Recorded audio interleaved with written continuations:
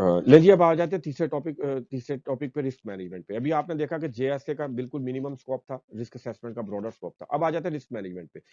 Risk management کیا ہے جی؟ پہلے ڈیفینیشن دیکھ لیتے ہیں. Risk management is a structured approach to identifying, assessing and mitigating the risk to minimise the potential harm and maximise the benefit. اب basically risk management کیا ہے؟ اس کا جو اسکوپ ہے یہ same to the risk assessment ہی ہے.